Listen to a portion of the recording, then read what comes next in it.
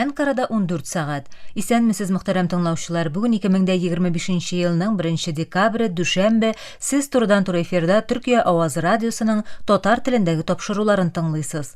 Бүгенге чыгарылышта соңгы хәбәрләрдән соң 1000 еллыкның беренче ширеге программасы белән Төрки дөньяның йолдызлары язмасын тәкъдим итәрбез.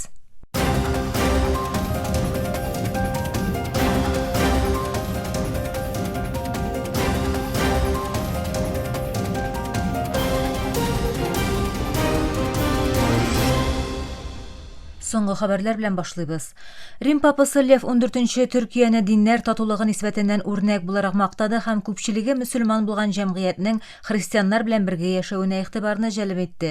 Рим папасы Төркиянең глобаль тынычлык-тырышлыкларында зур потенциалга ия булуын белдерде. Илбашы Рәҗәп Таyyip Эрдоганның Украина, Русия һәм АКШ белән элемтәләре диалог һәм атышларны туктату тырышлыкларына өлеш кертә алачагын билгеләп үтте. Эрдоган белән Газа һәм Украина турында сөйләшүен раслап, Рим папасы Төркиянең мөһим актер булуын әйтте. Ул шулай ук Ватиканның ике дәүләтле чишелешне хуплавын кабатлады. Моның Израиль белән Фәләстин арасында тынычлыкка ирешүнең бердән-бер тотрыклы юл булуына сызыклады. Израильдә халык хөкүмәт рәисе Беньямин Нетаньяхуның ил башыннан ярлыкка усрауына протест белдереп, Тель-Авивта дәүләт башлыгы Ицхак Герцог йорты кашына җыелды. Оппозиция депутатлары да чарада катнашып, Нетаньяхуны Израильдә сәяси кризисны тирәнәйтүдә гаепләде. Протестта катнашучылар Нетаньяхуны баннерлар, лозунглар һәм төрмә киеме шикелле костюмнар белән мыскыллады. Амнистиянең Израильне банан җөмһүриятенә әверелдерәчәге турында кисәтте. Бу адам Нетаньяхуның коррупция белән бәйле тикшерүләре, халыкара мәхкәмә чыгарган сагастын алу карары һәм 2023 елдан башлап үтерелгән 70 меңнән артык фәләстинне аркасында ачу арткан чорга туры килде. АКШ һәм Украина Вашингтонның сугышны туктату планы мәсьәләсендә алып барылган сөйләшүләрне нәтиҗәле дип бәялый, тик ике якта аның авыр баруын таный. АКШ дәүләт сәркатибе Марко Рубио тагын да күбрәк эшләүгә ихтыяҗ барлыгына сызыклый. Киевтан бер чыганак исә очрашуларны җиңел түгел дип билгеләде. План Мәскәү һәм Киевның раславын максат итеп куя. Женева очрашуларыннан соң АКШ илбашы Дональд Трампның махсус вәкиле Стив Уитковның Мәскәүгә барып Русия дәүләт башлыгы Владимир Путин белән сөйләшүе көтелә. Трамп алга китеш барлыгын, тик ришвәтчелек белән бәйле борчуларның процессны буталчык хәлгә китерүен әйтте. Башка темаларга. Индонезия Суматра утравында көчле су басулар һәм җир шуышулар аркасында корбаннар санының артуын, илнең күп өлешендә яңгырларның дәвам итәчәген хәбәр итте. Илнең милли афәтләр белән идарә итү агентлыгы якшәмбе ясаган белдерүендә һәлак булучылар санының 442гә җитүен, 402 кешенең һаман югалган булуын җиткерде. Зыян күргән төбәкләрдә коткару төркемнәре югалган кешеләрне табу өчен 6 көн дәвамында эшчәнлек башкара. Афәт кичергән күп кенә төбәккә әле дә юл ачыла алмый. Көчле су басудан зыян күргән һәм йөзләрчә кеше гомерен югалткан Шри-Ланкага илләр ярдәм кулы суза. Җирле медиа оешмасы җиткергәнчә, Кытай илчелеге ачыгыч рәвештә 100 мең АКШ доллары бирәчәген белдергән. Непал исә су басудан зыян күргән төбәкләргә ярдәм һәм торгызу эшләре өчен 200 мең АКШ доллары вәгъдә иткән. Австралия коткару һәм торгызу эшләрен башкару өчен 1 миллион 650 мең доллар ярдәм итәчәген бирәчәген әйткән булса, Һиндстан су басудан зыян күргәннәргә ярдәм күрсәтү максатында барлыгы 80 кешелек төркемнәр җибәрде. Хәзерге вакытка кадәр су басу нәтиҗәсендә 334 кеше үлгән, 370 кеше исә югалган дип исәпләнә. 17 ноябрьдә башланган начар һава торышы, су басу, җир шуышудан зыян күргән төбәкләрдә эзләү-коткару эшчәнлекләре дәвам итә. АКШ илбашы Дональд Трамп Ак йорт янында Әфганстан ватандашының оештырган кораллы һөҗүмнән соң үз хөкүмәтенең читтән килүчеләргә сыену бирене озак вакытка туктатырга ниятләвен әйтте. Ул журналистларга ясаган белдерүендә, "Минемчә, программа озак вакытка туктатылачак, булай да проблемаларыбыз җитәрлек, бу кешеләрнең безгә кирәге юк", дип әйтте. Трамп бу сәясәтнең аның күп җинаять башкарган һәм безгә дус булмаган дип бәяләүче илләрдән килүчеләргә юнәлтелүен әйтте, кайбер илләрнең үз эшләрендә контрольдән чыгуын сөйләде. Ул Сомалины аерып атады һәм аларның кешеләре безнең илгә килеп безгә ничек идарә итәргә икәнен өйрәтмәкче булалар, диде. Белгечләр Трампның әлеге сүзләре белән Сомалида туган Демократик партиядән АКШ Конгрессы вәкиле Илхан Омарга төрттөрүен белдерде. Халыкара миграция оешмасы Суданның Көньяк Кордофан төбәгендәге Керталадан бер көндә 1600-дән артык кешенең качуын, иминлекнең начараюын һәм оператив ярдәм көчләренең һөҗүмнәре артуының масса күләм күченүгә китерүен җиткерде. Төркемнәр 28 ноябрьдә 1625 кешенең җирлектән китүен һәм Далами төбәгендә таралуын, биредә шартларның әле һаман киеренке булуын белдерде. Моннан алда Судан армиясе бәрелешләрдән соң Аббасия Тагалиның көнбатышындагы кайбер җирлекләрне кулына төшерде. Армия Керталага ясалган һөҗүмне дә кире какты. Төбәктәге авылларда булган бәрелешләр һәм мәҗбүри сугышка алу очраклары яңа миграция дулкыннарына китерде. Бу соңгы хәбәрләр иде.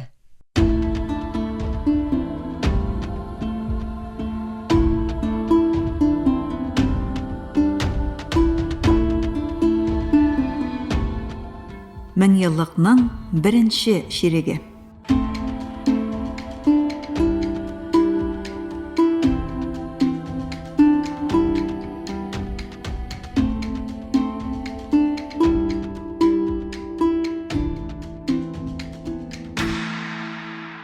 Ак йортка намзәт булган көннән бирле Израильне хуплаучы тотышы белән бар игътибарны үзенә җәлеп иткән АКШ илбашы Дональд Трамп 2017 елның 6 декабрендә ясаган адымы белән аеруча ислам дөньясының зур реакциясын күрде. Трампның Кудүсне Израиль башкаласы итеп тануларын һәм илчелек бинасын Кудүскә күчерәчәкләрен әйтүе Америка Кушма Штатлары якын көнчыгышта озак еллар буе алып барган тигезлек сәясәтен җитди рәвештә үзгәртте.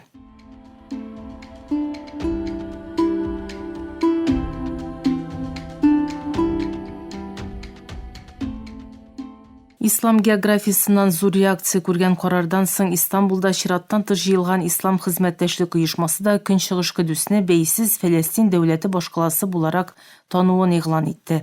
16-сы лидер дәрәҗәсендә 48 ил вәкиле катнашкан очрашуда Америка Кушма Штатлары карарының кабул ителмәячәге ассызыкланды.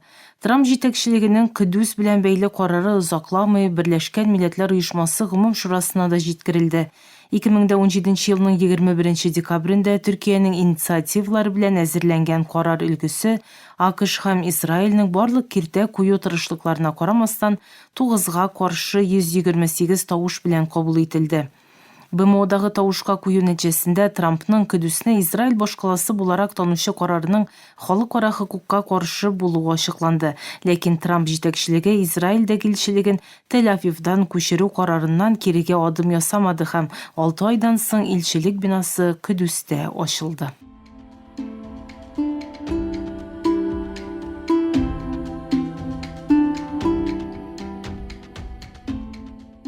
COVID-19 хасталыгы белән бәйле беренче рәсми очрак Кытайның Ухань шәһәрендә 2019 елның 1 декабрендә теркәлде.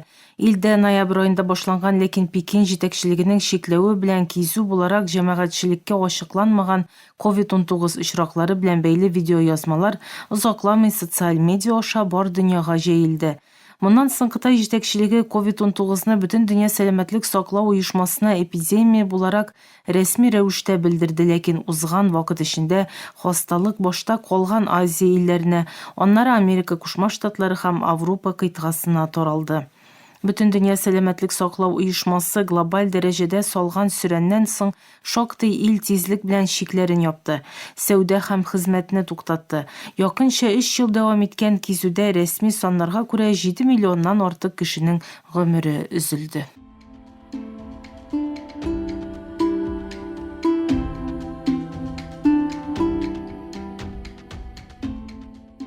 Көньяк Корея илбашы Юн Сок Йол 2024 елның 3 декабрендә бер телевидение каналында хәрби хәл карарын ачыклады. Көньяк Корея парламентында төп оппозиция партиясын Төньяк Кореяга симпатия тоюда һәм дәүләткә каршы эшчәнлек башкаруда гаепләүче дәүләт башлыгы Йолның бу карарына оппозиция партияләре белән беррәттән үзе дә әгъза булган Халык көче партиясының алдынгы исемнәре каршы чыкты. Башкала Сеулда хәрби хәлне гамәлгә кертү өчен урамга чыккан һәм парламент бинасын камап алган иминлек көчләренә каршы халык протест чараларын башлатты. Көньяк Корея парламенты да гадәттән тыш җыелды һәм бер тавыштан хәрби хәл карарын бетерде.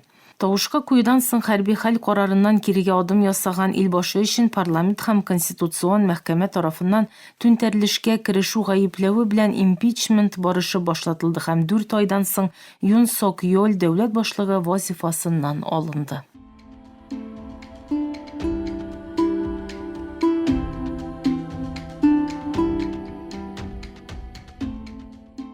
Үзәге АКШта урнашкан Enron şirketендә барлыкка килгән финанс җанҗалы илдә аудиторлык şirketләренә дә, илнең ачык компанияләренә дә ышанычны какшатты. 2001 елның 2 декабрендә şirketнең банкротка әйләнүе белән нәтиҗәләнгән җанҗалда югары дәрәҗәле şirket җитәкчеләренең озак еллар буе бухгалтерлык хисапларын манипуляцияләү юлы белән миллиардлаган долларлык зарарны акционер һәм инвесторлардан яшерүләре өйрәнелде.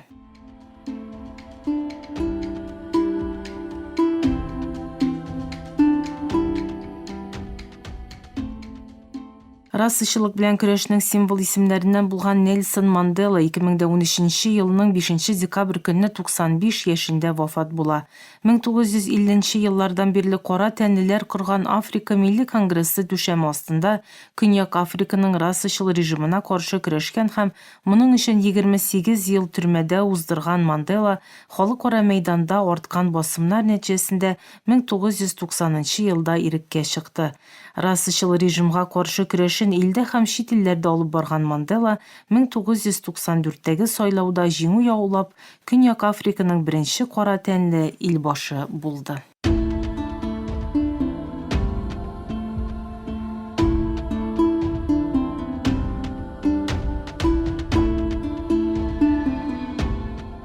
Мең еллыкның беренче ширеге.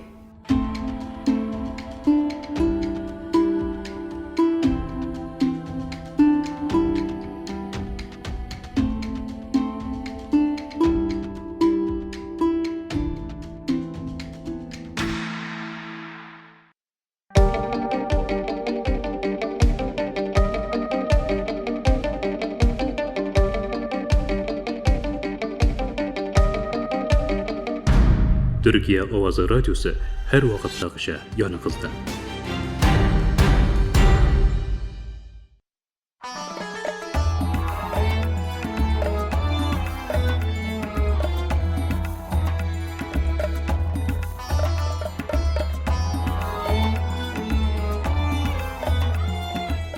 Төрки дөньяның йолдызлары.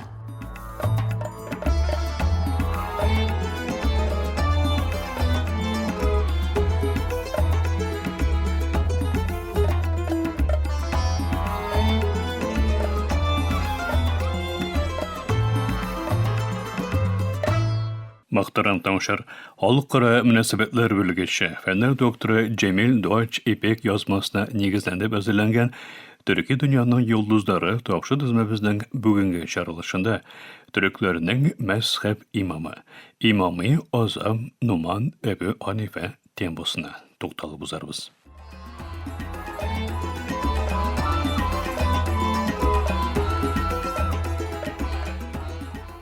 İslam dünyasının 4 zor mezhep imamından birisi bulgan. İmamı Azam Ebu Hanife, Bartik özü yaşagan 8. ғасырга гына түгел, ғасырлар дәвамында яктылык биргән галим. Аның мирасы Түрек милләтенең инану, иман тормышында айрым орын алып тора. Aradan 1200 yıldan артык вакыт узуына карамастан, Әбу Ханифаның исеме хәтта бүгенге көндә дә хөрмәт белән искә алына. Фикерләре юлыбызны яктыртырга дәвам итә. Имамы Азамны шулкадәр бөек итүче нәрсәсең. Аның тормышын, түрек шәхеслегенә, исламга һәм аерым алганда аның Түрек ислам аңлаешына керткән өлешен кыскача карап узган чакта, бу сорауның җавабын табарга була. Әбу Ханифа безнең эраның 699 елда Куфада дөньяга килә. Шун исеме Нуман бин Сабит. Бабай Көньяк Түркистаннан бу төбәккә киреп соңыннан мусульман булган. Әбу Ханифаның балачагы Куфа кебек гыйлем һәм мәдәният кушылган шәһәрдә уза. Үзен фән гыйлемгә багышлаган Әбу Ханифа ышану һәм диалектика белән эшкә башлый. Ул үз заманының төрле мәзһәбләре белән бәхәсләшеп, дөрес ышануны яклый.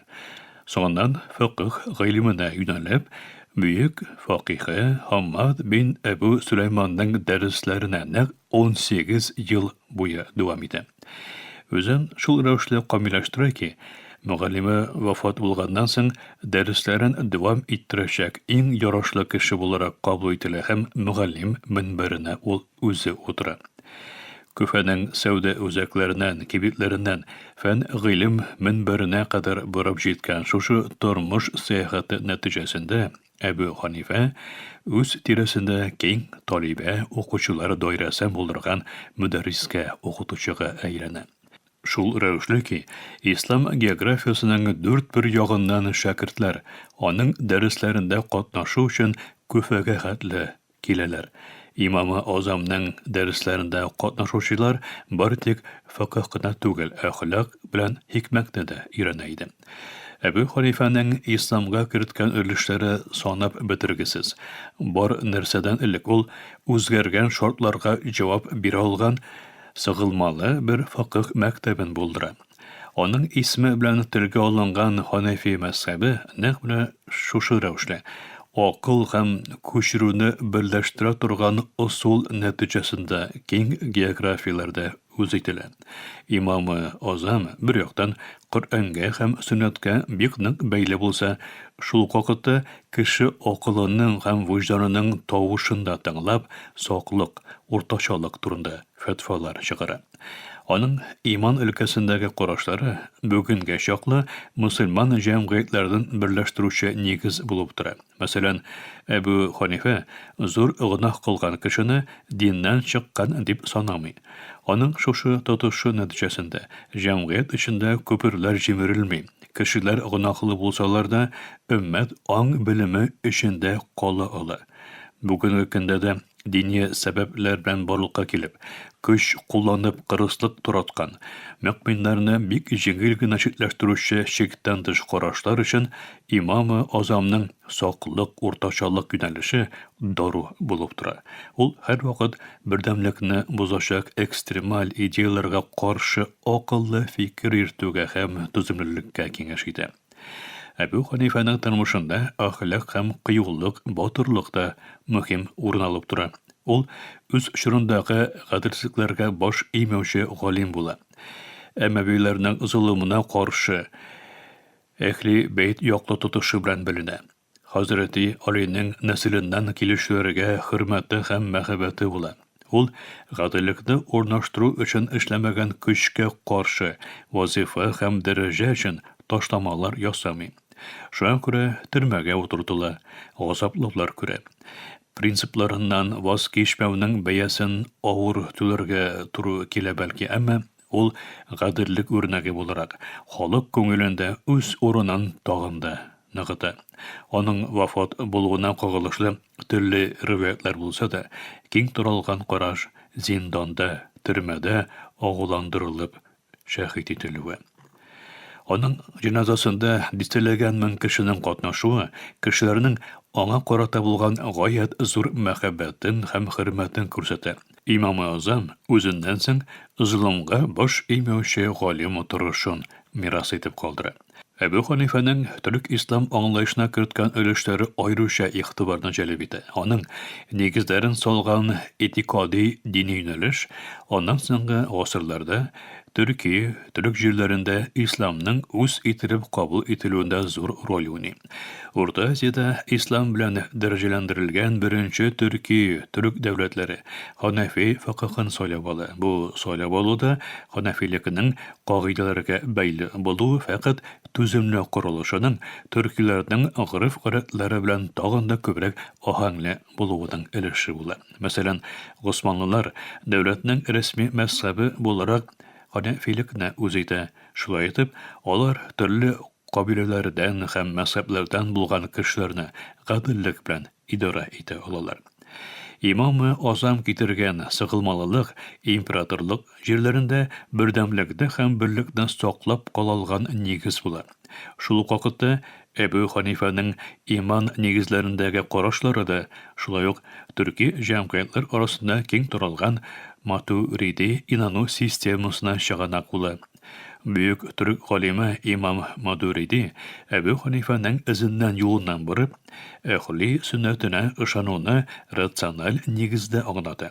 Bu röşle bugün Türkiye bilen birge keng geografiyada yaşauşu sünni musulmanlarının inanu dünyası İmam-ı Azam körsetken yolga negizlene.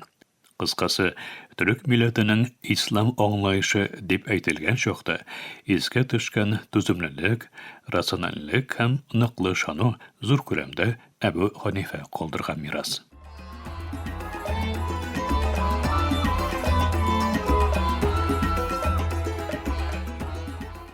Netice sap şunu aytırgan mümkün.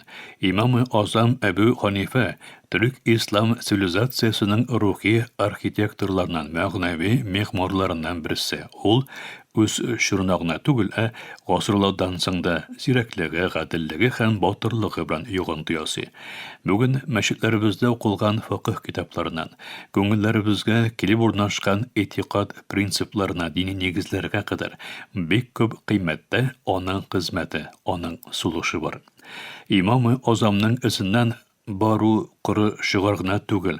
Bu bilimde tırış, gamellerde ihlas, ahlakta namuslu hem imanda nıq bulu degenini anlatı. Şuşı izgi mirasını soqlasa hem yaş buğunlarga tapşırsak qına, Xuday rıqsatı bilen, milli birdemligibizde qoqşamayşaq, kireşegibizde qorangılanmayşaq. İmam-ı Azam körsetken yoldan baru. Bu dünyada tınışlıqqa da, ahirette qutuluqa da yolul. Eydegiz bu büyük imam nurunda birleşik, birge köşlü, imanlı hem anlı millet bulu idealın her vakit tırı tutuyuk.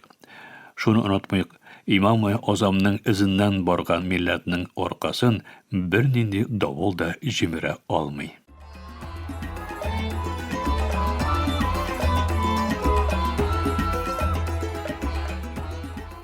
Baktaram Tonşar, Halukara Münasebetler Birleşi Fenler Doktoru Cemil Duvaç İpek'nin yazmasına negizlenip ezdirlengen tavşu tizmemizin kilesi şaralışında aşaşı ümiti bilen isen emin bolağız.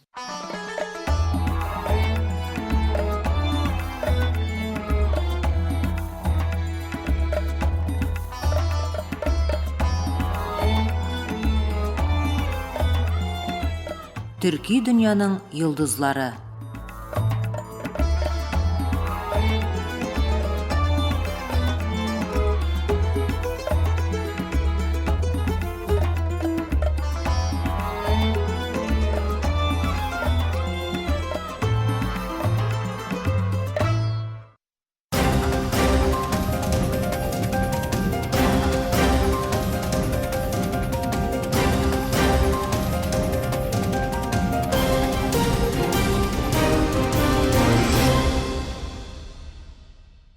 Muhtaram tamaşalar, Türkiye Ovazı Radyosu'nun Tatar tilindeki topşuları şuşunun bilen ahırına yakınlaştı. Topşularımızda yerşen, internet hem kısa telefonlarının TRT dinle koşumtası oşa tıgınılasız.